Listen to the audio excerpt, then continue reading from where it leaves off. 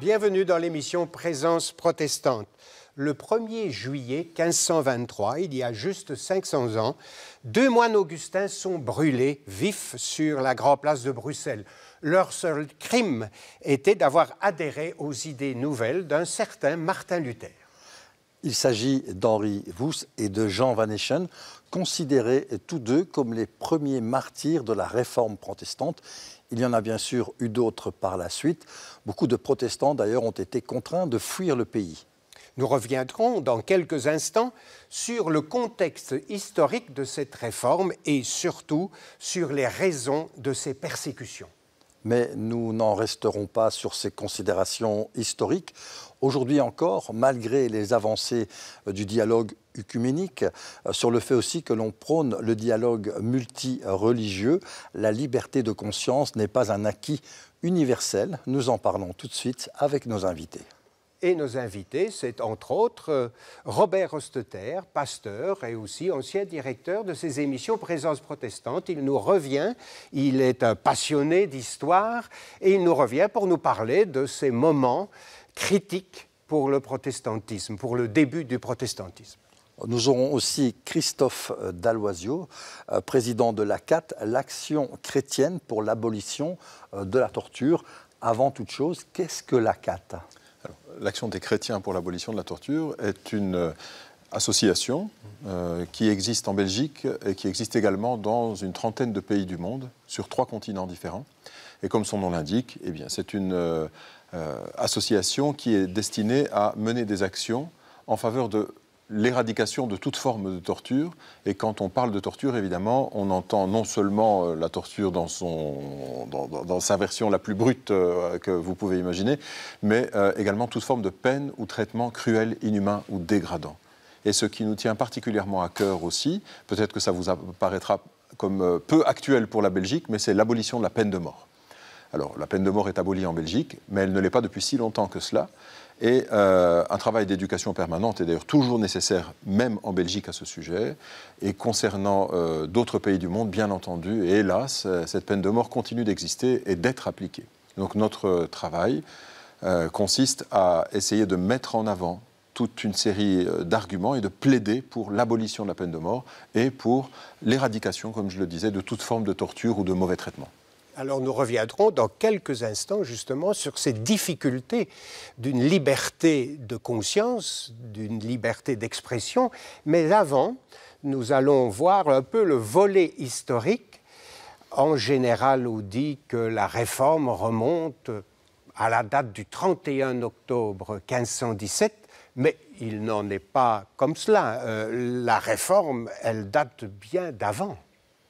Oui, ce qu'il faut comprendre, c'est que l'acte symbolique ou emblématique se passe le 31 octobre 1517. C'est l'affichage des thèses, des 95 thèses de Luther pour lutter contre le trafic des indulgences. Mais dans l'Église catholique de l'époque, il y avait déjà eu des remous. Et ces remous étaient intra-Église et extra-Église. Intra-Église avec des groupements... C'est une discussion entre théologiens. C'est une discussion entre théologiens. Il faut bien admettre que le commun des mortels est un peu laissé sur la touche. Et dans la société. Oui, mais alors, à l'époque, le commun des mortels, il était pratiquement toujours laissé sur la touche. Donc ça ne changeait pas beaucoup. Mais donc, le point important qu'il faut mettre en évidence, c'est que dans l'Église catholique, dès le Moyen-Âge, les abus de la papauté, son immoralité, sa fiscalité aussi, c'est important, avaient créé des remous à l'intérieur de l'Église. Et donc des groupes s'étaient constitués un peu en réaction. On peut parler de Bernard de Clairvaux, on peut parler... Ce sont les pré-réformateurs ?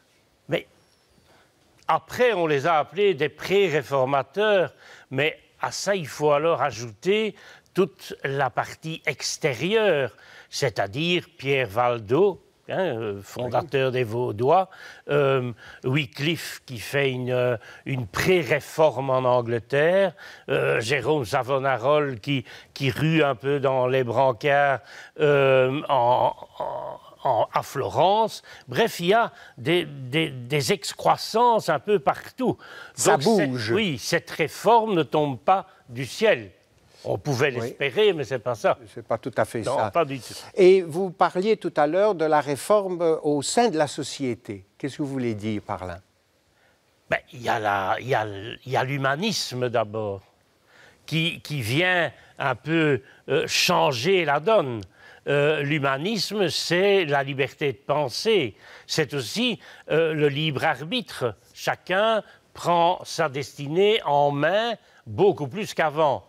Et puis il y a, et c'est pas un élément dont il ne faut pas parler, il y a la création ou l'invention de l'imprimerie.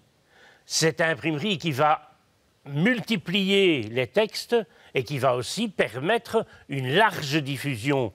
Et large diffusion qui va profiter notamment aux écrits de Luther, puisque très rapidement, les écrits de Luther vont circuler dans toute l'Europe. Circule, oui. Alors forcément, qui dit réforme dit aussi réformer. Est-ce qu'il y a un moment de bascule où les réformés sont devenus des protestants? À partir de quand appellera-t-on ces chrétiens protestants?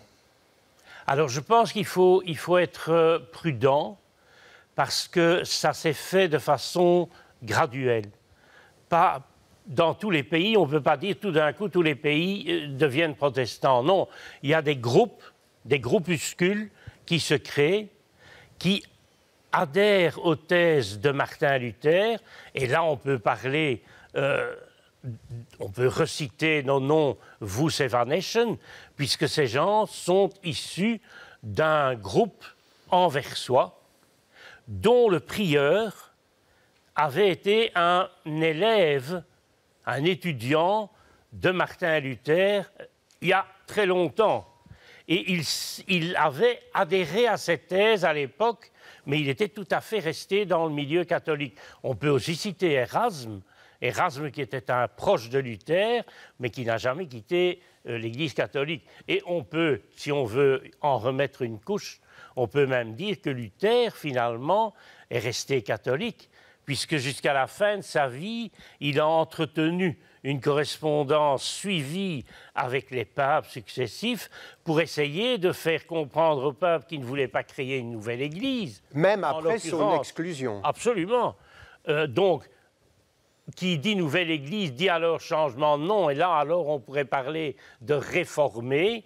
Mais au départ, lui, ce qu'il voulait, c'était une réforme, je dirais presque une à l'intérieur de l'Église catholique, de la vie catholique. Oui, tout à fait. Et d'essayer de dépasser les manquements qu'on avait vus. Aujourd'hui, on dirait les dysfonctionnements de l'Église. Donc, ça veut dire qu'il y avait quand même un dialogue. Malgré les tensions, tout ce petit monde dialoguait ensemble. Oui, ce petit monde intellectuel dialoguait. Hein. Il faut bien faire la part des choses entre une certaine élite intellectuelle et spirituelle qui avait l'habitude de débat. D'ailleurs, l'affichage des thèses de Luther, ça a l'air d'être un événement exceptionnel. En fait, c'est tout à fait quelque chose de courant. C'était comme ça que les théologiens à Wittenberg discutaient, ils affichaient sur la porte du château les thèses et ça permettait le débat. Donc on était dans une société de débat, mais une société de débat où il n'y avait qu'un tout petit nombre de gens qui débattaient. Le croyant lambda n'était pas au courant de ces débats. C'était enseigné dans les écoles de théologie, par exemple, parce que Luther était un professeur. Et donc il enseignait ses idées.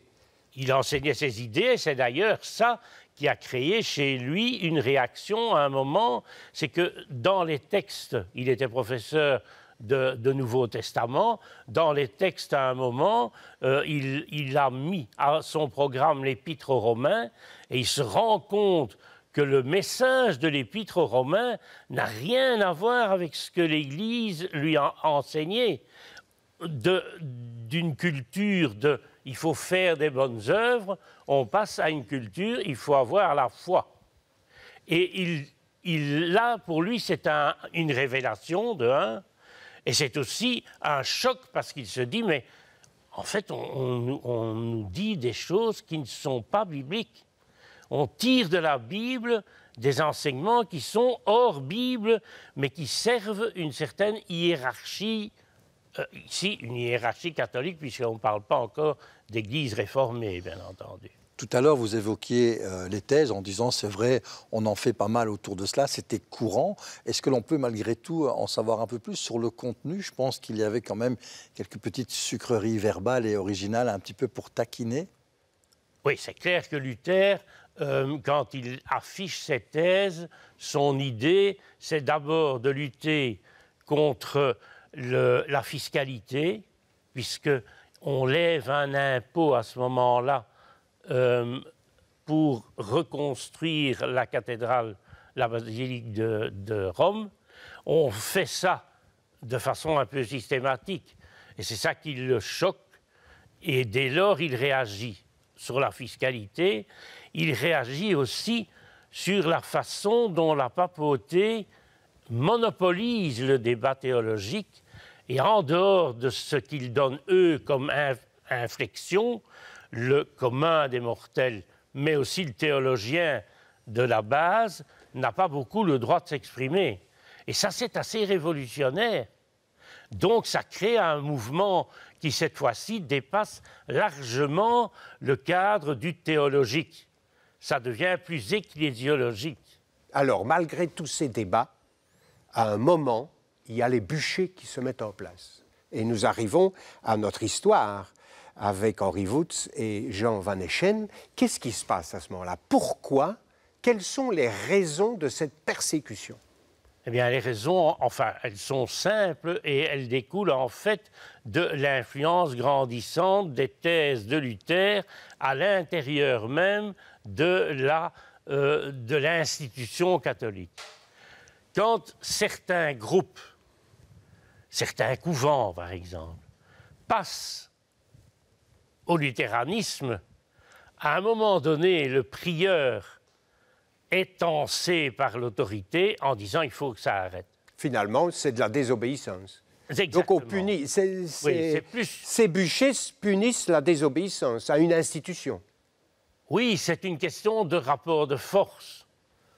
C'est une question de rapport de force. On ne juge pas tellement les gens sur leur foi, on juge les gens par rapport à l'autorité de Rome et à cette perte d'autorité dans certains coins. On peut citer Anvers, parce qu'Anvers c'est intéressant, parce qu'Anvers à l'époque est une ville très cosmopolite, une ville où il y a énormément de personnes qui passent parce qu'il y a un pôle vraiment important, et évidemment ça fait un peu tâche quand dans ce pôle-là, un couvent devient luthérien. Oui. Alors, très brièvement, parce que le temps passe, qui sont ces deux jeunes? Qu'est-ce qu'on sait sur Henri Wütz et Jean Van Eschen? Bien, je vais vous dire honnêtement, s'ils n'avaient pas été brûlés sur la grande place de Bruxelles, je pense qu'on n'en saurait rien du tout. Oui. Mais ils ont eu, entre guillemets, cette chance d'être brûlés sur la grande place. Et ce sont les deux premiers martyrs de la Réforme. Et ça donne alors...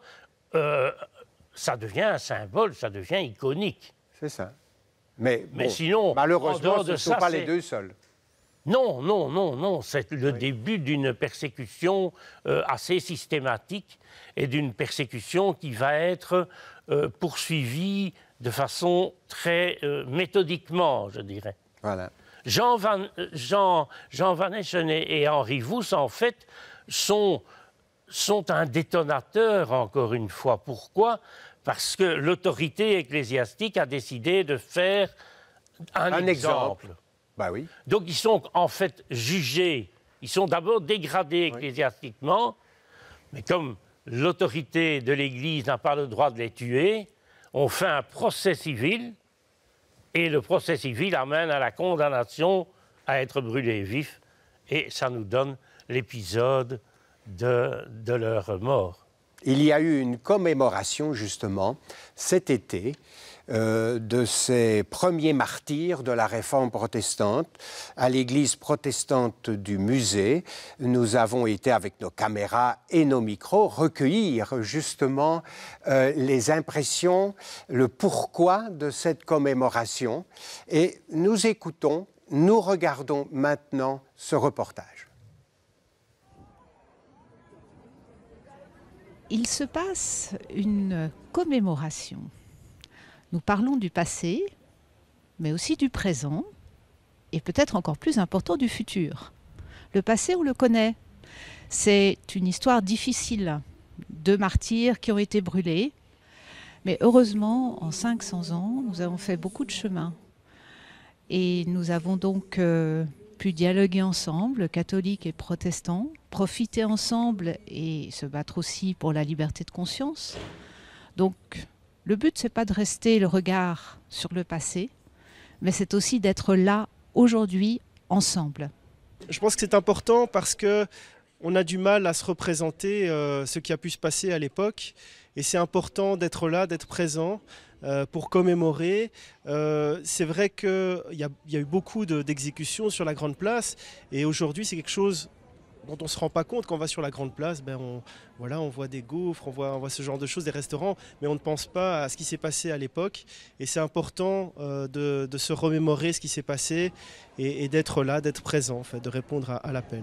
L'histoire nous a façonnés. Mais parfois nous oublions quels sont les éléments de l'histoire qui nous ont façonnés. Et alors cette histoire des deux martyrs, le 1er juillet 1523, sur la Grande Place à Bruxelles, c'est quelque chose de très local, mais qui a eu une énorme incidence. Mais beaucoup de gens ont totalement oublié cela. Je pense qu'il y a un témoignage de ces deux hommes, de ces deux moines, parce qu'en fait ils étaient toujours des moines. Et c'est bon de réceptionner ce témoignage et la signification de ce combat qui était à la fois un combat religieux mais aussi pour la liberté religieuse. Je pense qu'à l'heure actuelle, c'est important de rappeler qu'il faut respecter les convictions de chacun et voilà, c'est quelque chose qui reste vraiment d'actualité. Apprendre qu'il y a eu des protestants à Bruxelles, qu'il y a une histoire protestante à Bruxelles. Donc ça enrichit déjà tout simplement notre connaissance de la ville en tant que Bruxellois, en tant que Belge. Et puis c'est aussi une façon de ne pas oublier et de voir aussi que nos pas s'inscrivent dans une tradition qui est pluricentenaire. Alors, Henri Woos et Jan van Eschen, ce qu'ils m'évoquent, c'est évidemment le courage.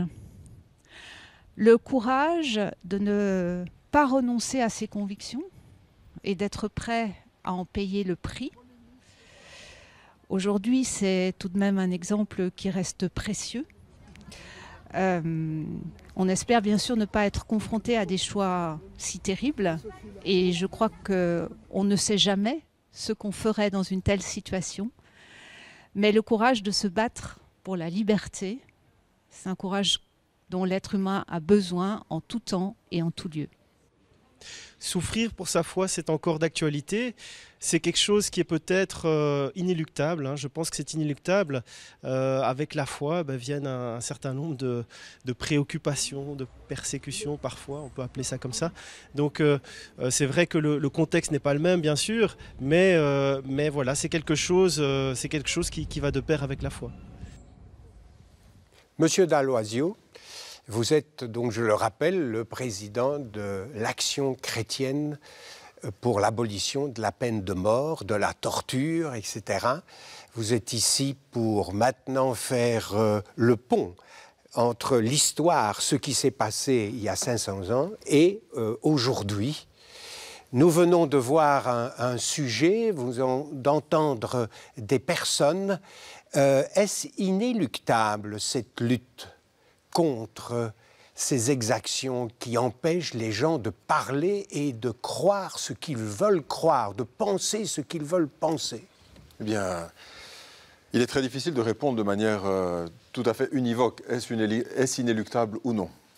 On aimerait tous, on espérerait tous que ce ne soit pas inéluctable.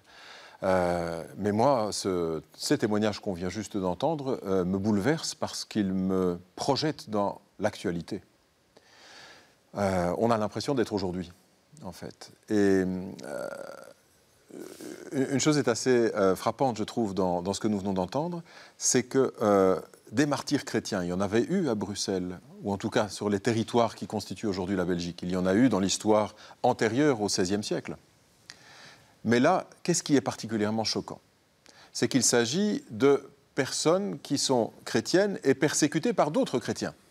C'est-à-dire, non pas par des païens qui refuseraient qu'une église naissante soit... C'était des catholiques, des bons catholiques. Voilà. Et donc, pourquoi dis-je que ça nous projette dans l'actualité? Eh bien, parce qu'on y voit justement une manière d'atténuer, permettez-moi, hein, cette stigmatisation assez constante aujourd'hui de la communauté musulmane. Nous avons vécu il y a quelque temps des épisodes d'attentats dans différents endroits du monde, et même jusqu'à chez nous, à Bruxelles. Et assez souvent, je dois dire que je suis affligé par les amalgames auxquels on se prête dans des discussions générales, en mettant tout le monde dans le même sac. Tous les Israéliens dans le même sac, tous les Palestiniens dans le même sac. On voit à travers cet exemple historique, d'ailleurs j'aimais l'expression qu'a utilisée Robert Hostetter tout à l'heure en disant que c'était iconique, eh bien dans votre bouche cela m'interpelle tout particulièrement. Eh bien il y a, je trouve, derrière cet épisode quelque chose qui doit nous amener à relativiser les jugements parfois trop hâtifs qu'on porte sur l'ensemble des personnes qui constituent un groupe ou une communauté. Les phénomènes d'intégrisme, de fanatisme, de rigorisme, quels qu'ils soient... Il y en a partout. Il y en a partout, et j'ajouterais qu'ils ne sont pas nécessairement spécifiquement religieux. On a connu des phénomènes de rigorisme et de fanatisme aussi dans les régimes athées, persécuteurs, dans le courant du XXe siècle. En fait, il y a dans la nature de l'homme et dans la manière dont les communautés humaines s'organisent des transgressions telles que celle-là qui, en fait, trouvent leur racine dans la négation de l'unicité de la personne humaine, dans l'irréductibilité de chaque individu. Et tout le sens de la foi chrétienne en matière de théologie sur l'être humain, c'est de reconnaître que chaque personne est unique et a une égale dignité que n'importe quelle autre personne humaine. Ça peut paraître extrêmement évident à dire, mais en fait, c'est la négation de cela qui mène aux exactions que nous venons de voir dans cette commémoration du 1er juillet 1523, mais quelque part, on est exactement dans la réplique de cela. Il y a des parallélismes... Absolument. Très fort. Frappant. Et donc, je suis très heureux d'avoir entendu, d'ailleurs, dans la bouche de la pasteure Laurence Flachon, au début de cette intervention, qu'on est là pour une commémoration. Et en fait, il y a dans cette commémoration une perspective d'avenir. Donc, quand on commémore un événement du passé et qu'on fait un travail de mémoire, on ne le fait pas simplement pour cultiver une sorte de sentimentalisme par rapport à des événements qui se sont déroulés et qui n'ont plus aucune incidence sur notre vie. Et nous n'avons pas nécessairement grand-chose à voir dans notre vie pratique avec ces deux martyrs du protestantisme de 1523. Alors justement, Laurence Flachon évoquait le courage d'Henri Wousch et de Jean Van Eschen en disant qu'ils n'ont pas renoncé à leurs convictions, ils en ont payé le prix, ils se sont battus pour la liberté, ça semble bizarre. Est-ce que dans ce cas-là, il ne vaudrait pas mieux quelquefois mettre tout ça de côté et, comme certains suggèrent, mettre tout ça dans le privé, ou au contraire, il faut continuer à rester nous-mêmes, quitte peut-être à recevoir parfois des attaques, entre guillemets? Alors, je suis loin d'être un maître de morale. Donc, en ce qui me concerne, je n'ai pas d'avis à ce sujet. Je suis par contre tout à fait persuadé que lorsqu'une personne est dans une situation menaçante, telle que celle où ont été ces deux martyrs du protestantisme en 1523, la réaction qu'elles ont devant une menace imminente est parfois extrêmement surprenante. l'ensemble de l'histoire de l'Église est rempli d'exemples où des personnes dont on s'attendait à ce qu'elles soient extrêmement vaillantes devant des phénomènes de persécution se sont montrées au contraire tout à fait aptes à décamper, et d'autres qu'on s'imaginait beaucoup plus timorées se sont montrées beaucoup plus courageuses. Mais alors, est-il nécessaire, faut-il se battre et mourir pour défendre ses idées? C'est presque un sujet de dissertation pour un baccalauréat, ça. Alors, quels sont les... Il faudrait quand même insister sur le fait que Henri Wouss et Jean Van Eschen sont des gens comme nous. Ce ne sont pas des héros de la foi, ce sont des gens comme nous. Et ça, je trouve que pour le XXIe siècle, c'est un bel exemple pour dire on ne doit pas lâcher le morceau. On a tous notre responsabilité dans la façon dont on peut exprimer ses idées et dont on peut défendre les droits de l'homme. Jusqu'à aller donner sa vie. Exact. En quelques mots, pouvez-vous nous dire la situation de la liberté de conscience aujourd'hui dans le monde, les points d'attention? Eh bien là, on peut dire qu'il y a beaucoup de motifs de préoccupation. Bien entendu, on pense à l'ensemble de ces pays où la liberté d'expression, la liberté religieuse, la liberté d'opinion n'est pas garantie, et il y a énormément de pays qui sont dans cette situation-là. Mais on peut aussi rappeler qu'en fait, ces problématiques de mise en concurrence, entre guillemets, de liberté, de droits fondamentaux, peuvent exister jusqu'à chez nous, en fait. Et nous avons quantité de droits fondamentaux qui nous sont reconnus, heureusement, dans la Constitution belge et dans les traités internationaux. On avance quand même. On avance, bien entendu. Oui. Mais en fait, un droit fondamental peut se retrouver dans une situation un peu antagoniste avec un autre droit fondamental. Et dans ces situations-là, eh bien, quand on dépasse certaines limites, il appartient aux juridictions de devoir trancher entre droits fondamentaux.